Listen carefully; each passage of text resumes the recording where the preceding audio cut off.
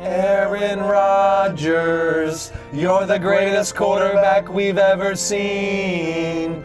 You've been carrying this team for a decade. Guys, we have got to start the show. One more time. Aaron Rodgers, you're the greatest quarterback we've ever seen.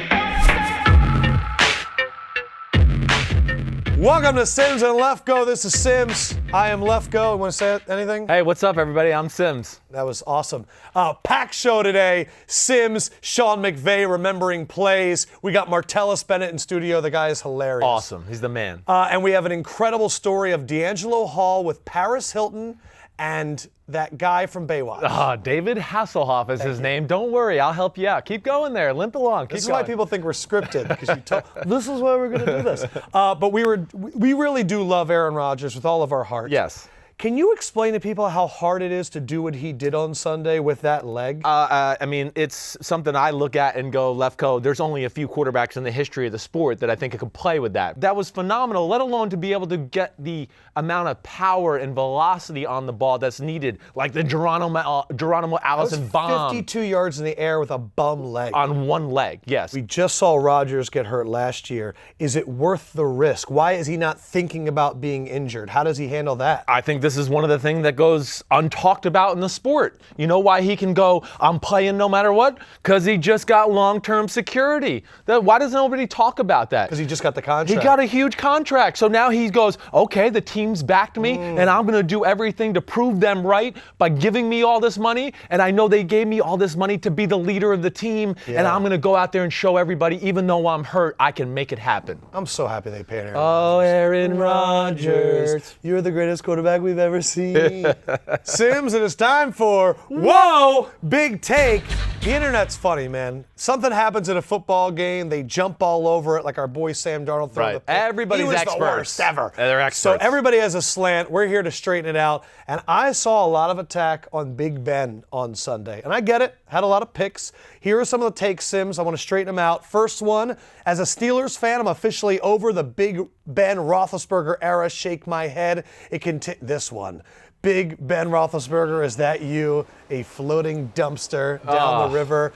And then we even had like a more official article. Ben Roethlisberger's 5 turnovers cost the Steelers big time and tie with Browns. Oh, okay. I feel like Thank you, Captain Obvious. Where do you stand on the Big Ben is trash? He's washed. Yeah, I know he's trash. I mean, he only was 5th in touchdowns last year in the NFL. He only threw for 469 yards and 5 touchdowns against the best defense in football in the divisional playoff game. And then when we get to this game alone, okay, he threw 3 interceptions. Only one was his fault. One time there was a miscommunication with Antonio Brown. Another one went off Jesse James' head. Are we going to blame Ben Roethlisberger for fumbling when the center snapped the ball on the ground and then no one blocked Myles Garrett as he got blindsided?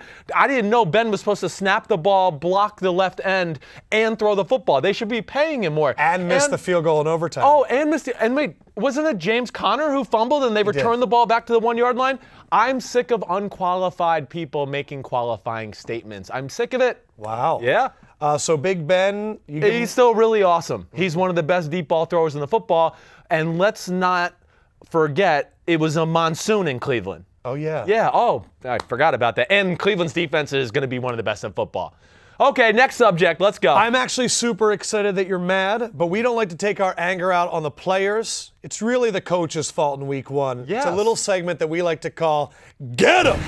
Where are we starting? Oh, we're starting with the Falcons' red zone offense. Oh, we're going to get the ball more to Julio Jones this year. We're going to be more creative in the red zone. Oh, here's the plan for week 1 against the Eagles. Straight line, straight line, straight line. What the hell were you doing all offseason? Get 'em! Oh, hello, Cowboys offense. I haven't seen you this year. What the hell did you do this offseason? Did we come up with a game plan or anything schematically creative to help out the pass game or Dak Prescott? Probably not. Get 'em! Gosh, oh, and the Saints defense. I don't know what you've been doing in the offseason for the last 5 years. You can't win a week 1 game, and everybody was open against Fitzmagic. I mean, it was the greatest show I've ever seen, and it was the Bucs and Ryan Fitzpatrick. Get 'em! Oh, hello, Seattle. We're going to protect Russell Wilson and help him out more this year. We're going to Denver, and yeah, they have Von Miller. We'll just leave him one-on-one against our crappy right tackles all game and let Russell figure it out and just run away. Got him. Man, that feel good. Man, I feel a lot better. Woo. This is like therapy. I had to for get you. that off my chest. If there's one coach, though, that definitely is prepared, it's Sean McVay. They won their first game by 20, and their team didn't even play all preseason. He's so prepared, he never forgets a thing. We saw you on television, and you remembered a ton of plays. Okay? What do you think of Sean's brain? What? It's out of this world. It's better than mine, I can tell you that. Week 12, Saints at Rams. 4:29 in the second quarter, 2nd and 7 on the Saints 7. What happens?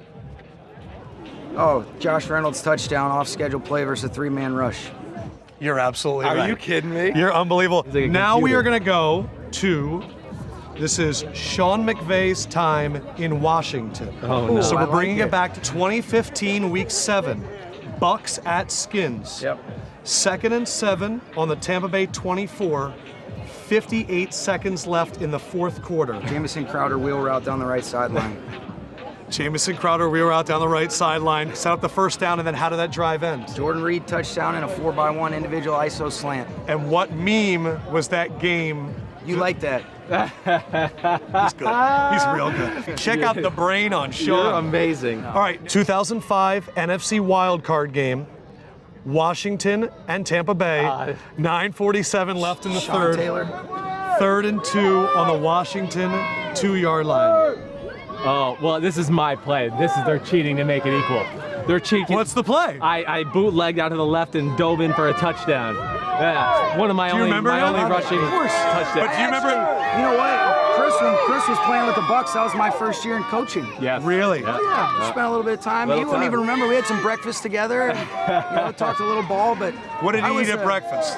No, actually, I take it back. When I worked, this was before I coached for the Bucks. Yes. It was when I was working training camp. The year after they had won the Super Bowl. Wow. I was working You were as there. like doing a water boy, whatever, Right, just kind of right. running around That's camp. awesome. Yeah, That's Yes. awesome. That's right. All right. Everybody remembers Todd Gurley's screen for a touchdown against the Cowboys. What happened the play before the big touchdown? Screen of Malcolm Brown.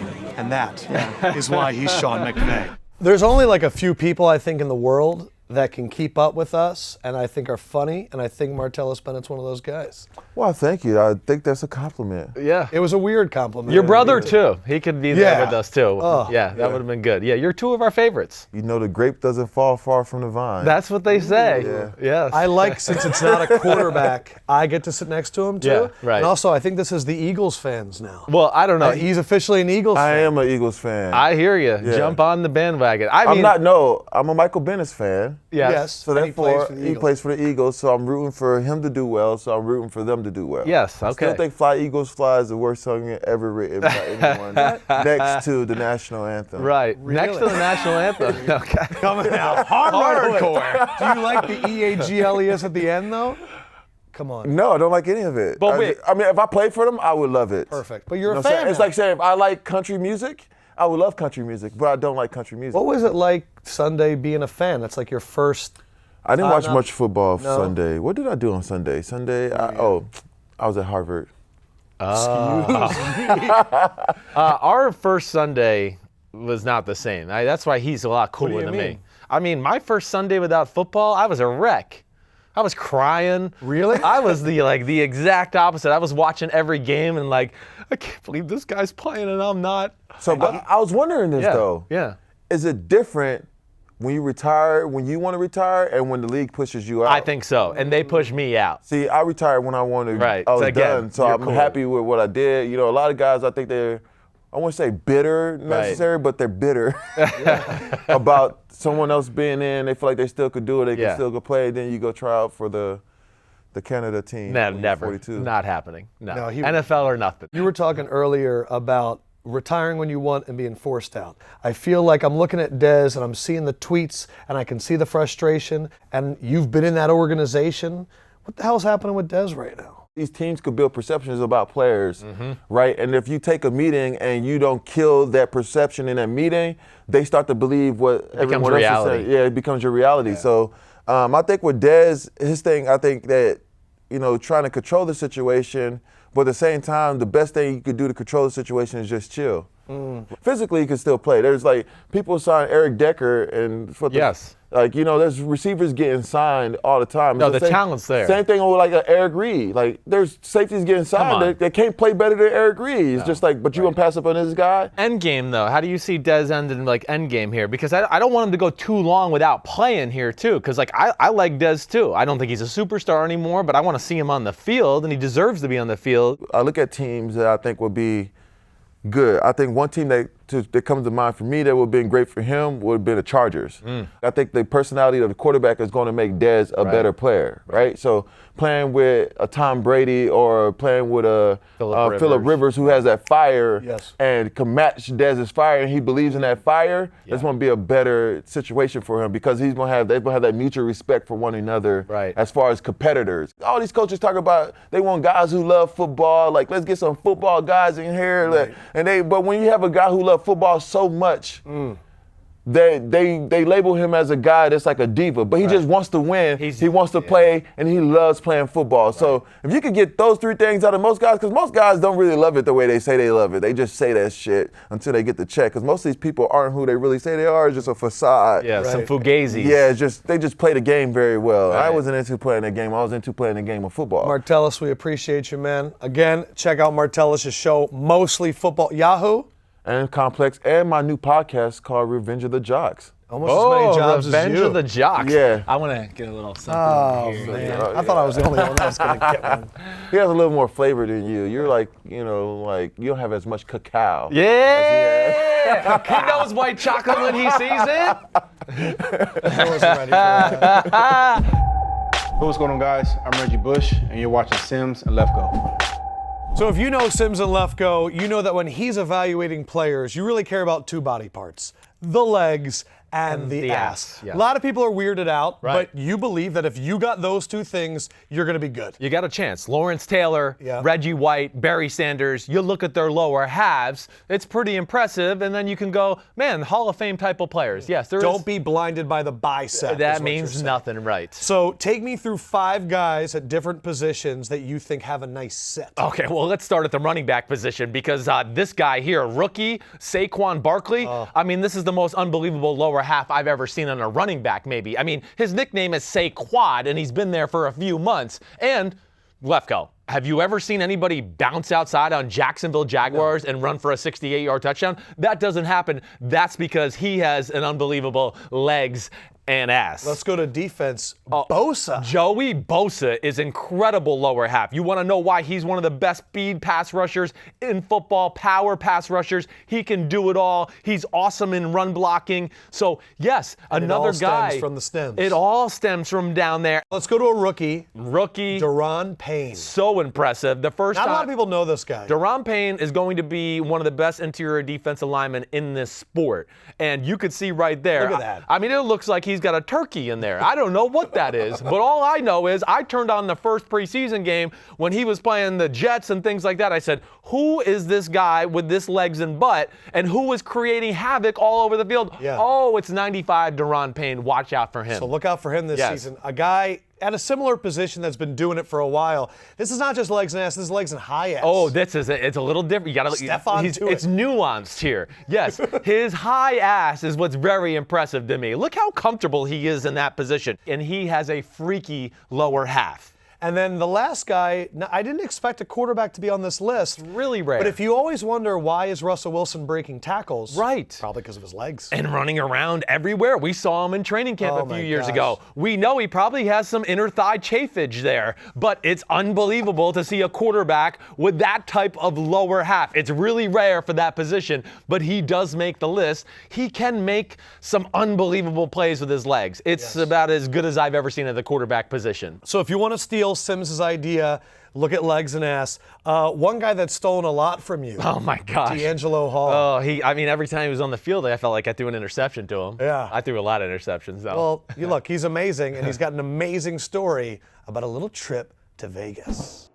Rookie hazing is always legendary. Yes. I can't imagine what it's like when you're the 8th pick in the draft. They feel like you got money to burn, man. So they tell me I have to take them to Vegas, rookie hazing. I'm like, all right, cool. I've never been to Vegas. And one night we pick a club. You know, it's DB night. I'm the rookie. I got to pay for everything. Yeah. And I was kind of looking at the bottles that we were anticipating on buying, and I'm looking like, man, I didn't know that bottle cost that much. You know, I was kind of doing that, but as the night wore on, man, it was bigger than that. On one side of our table is Paris Hilton and her crew of lovely ladies. Right. On the other side is David Hasselhoff and his crew of lovely ladies as well. He had on a black kind of shiny shirt unbuttoned to probably his belly button, you know, vintage David Hasselhoff gear that he probably would still wear. Right. I had never met another celebrity besides other athletes. I was, without a doubt, shocked. And like I said, man, Hasselhoff had his crew might have been better than Paris's crew. Our table, looking like we probably ain't even supposed to be in there. We don't even have no girls over there with us, so we're all just kind of partying at their tables. Initially, they had joked about me having to pay for all the tabs, the 3 of those tables, because we were at all the tables. Yeah, and they're like, man, we can't let them go. We drunk all their liquor. I'm like, well, somebody got to pay for that. I got our table. Our bill ended up being around 15 grand or so. And before I could even put my card down, Paris had took my bill. Oh my gosh. And paid my tab. Damn. Well, she should have. And she had the most money in the room, without a doubt. But I always tell people that story and they think I'm lying, but I promise you, man, it's the damnedest thing. I wish I could meet her and say, thank you. So you're a big I would say Paris it Hilton again. fan. I'm a Paris Hilton fan. So you got an because she extra took over my check. 15,000. I kind of got off unscathed. It is time for somebody in Lefkoe. Bleacher Report gives me money to bet on Thursday Night Football, but I let random New Yorkers pick the team. They win, and I got to pay them, and that's why we got to see my good friend Allie. We are back in the newsstand, and that means that the Eagles have covered the spread, and my main man Allie has won himself some money. Yeah. Congratulations. Here is $113. Yes. And 60. I dropped a dime. Don't worry about it. 65 cents. I've done the math. That is 90 packs of Starburst. I don't think you're going to use your money there. No. What are you going to take the lady out for a nice dinner? No. I'm going to let it build up over the next couple of weeks. What? Next couple of weeks. I like what he's saying. All right, this week it is the Ravens, who just steamrolled the Bills, Yes. at the Bengals, who hung on to beat the Colts, and the Ravens are favored by 1 in Cincinnati. Take me through your mindset. I don't know. I like the last couple of matchups. The Bengals have beat them, 5 out of 6? 5 of the last 6 times in Cincinnati. In Cincinnati. He knows Home his game, stuff. prime time. Yeah. I like the Bengals. Really? Going with the Bengals. Wow. Even after the Ravens looked amazing in week 1. Yeah, they look good, but the Bills aren't the Bengals. I like the Bengals. I love it. He's signing with Marvin Lewis and the Bengals. Is that the official bet? Yes, sir. $250 on the Bengals. If he's right, I'll be back here next week. Sounds great. See you next week. We'll figure that out by then. Sims, Lefkoe, back to you. So my man Allie is going Bengals. I do like a good defense at home on Thursday night, but does he get the Sims stamp of approval? The Bengals have had the Ravens number the last few years, but I'm going with the Ravens. I think this is a different Ravens football team this year, a true Super Bowl contender. And they're finally healthy. Yes, they are. If they can avoid penalties. Right. If there's a lot of penalties in your game, we're keeping the same hashtag and you're frustrated with the refs, hit them with the hashtag, keep it in your pants. We're talking about flags and the referees. Thank you. Clarification, Sims. Yep. Sam Darnold, I'm so happy for our young man. Sammy the Savior. We welcome the New York. Is he finally the answer to the Jets quarterback woes? I do think so. And throw a pick 6 on your first play ever and then just act like it didn't even happen and come back and ball after that. That's why they took him number 3. Way to go, Sammy. Sammy. Sam is a pro. We're going to eventually become pros. For Sims. Peace out, homies. I'm Lefkoe. We'll holla at you next week. Yeah. So stand right here. We'll make it quick, Sean. You stand here. Yeah. Face the camera a little bit more. Yeah. Okay. Hello and welcome. I am split right now. No, this one, Sean. He doesn't know where the cameras are, but they're football brainiacs. Hey, what's up, homies? Thanks for watching. Subscribe to the BR YouTube channel. Man, you're such a millennial. Also, while you're here, we have a lot of other videos. Check them out. And then what time does our show come out? Wednesday, 8 p.m. Be there or be square. He ruined it. It was really close.